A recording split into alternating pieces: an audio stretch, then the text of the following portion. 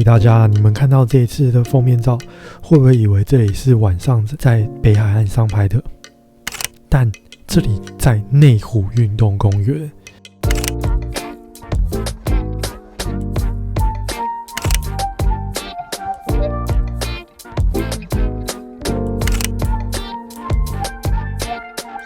这一次影片主题是如何在没有海的地方拍出海边的感觉。首先找到一个沙滩，找一位穿比基尼的女性，挑个月黑风高的夜晚，带着闪光灯去拍照。机身设定我就不多做赘述了，这样讲下去讲到地老天荒。简单说，机顶伞焦距调得比镜头还远，假设我拿是24mm，那我机顶伞就可以设定成50mm，接着把 ISO 降低，光圈缩小，快门速度随意，记得不要超过机顶伞的最高速度，就可以拍出周围超暗的感觉。换句话说，这就是底片机在晚上直闪的感觉啦。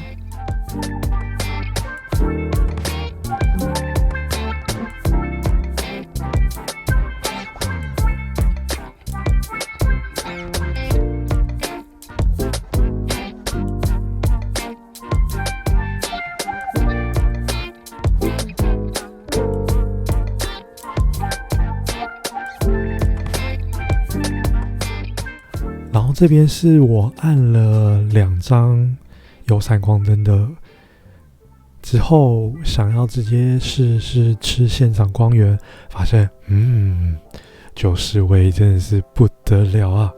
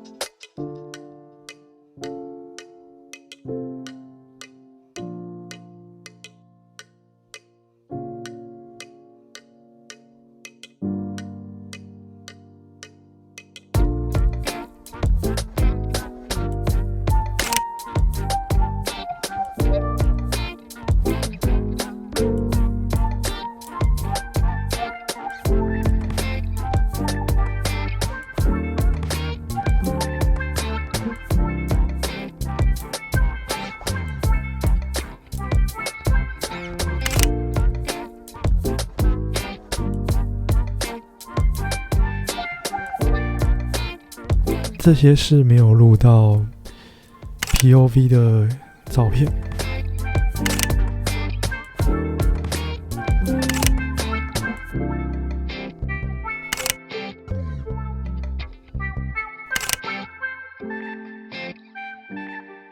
那今天影片就到这，谢谢大家，下次见。